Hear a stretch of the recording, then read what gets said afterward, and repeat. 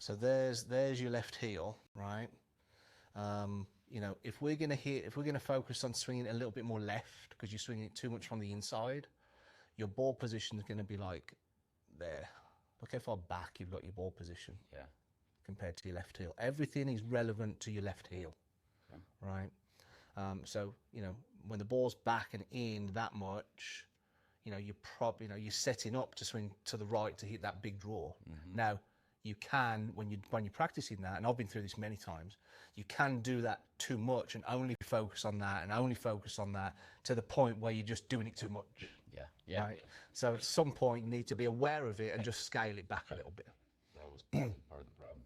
Yeah, but I mean, you think about where you were with all that sway. Yeah, right? yeah. I mean, that's so much better now.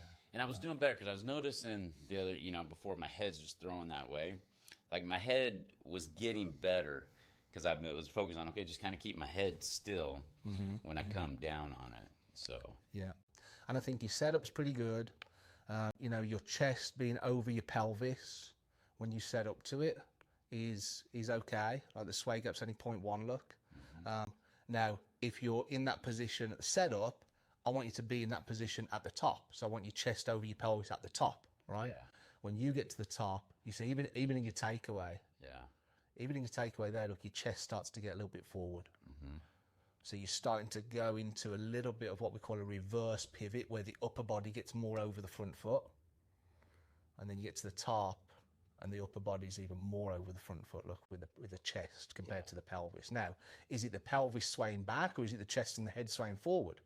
So when we look at that, the head has swayed 1.7 inches forward. Yeah. The chest has swayed 1.2 inches forward. The pelvis actually swayed 0.7 of an inch that way, which is still acceptable. You know, under an inch is fine. That's why it's still in the green. You know, a few weeks ago, you were like 6-7 inches. Yeah. So massive improvement. Right.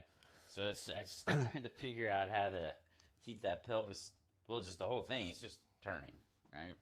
Yeah. So I think, you know, we can, because you got enough side bend in the, shoulders, 10 degrees, but your pelvis, your left hip is 2 degrees lower than your right hip. Look. The pros are between 0 and 2 positive. Okay. So what does that do to your upper body when you start getting that right hip a little lower? Yeah. It starts getting the buttons on your shirt a little bit behind the belt buckle, just by getting that right hip a little bit lower. Yeah. Makes sense? Yeah. So we'll do a little bit of that, and I think that will then help you with that, getting out of that reverse pivot there. And then as we start down, look, the chest actually gets more ahead of the pelvis as you transition into the downswing. It's not like the pelvis is trying to catch up with the chest there. Yeah.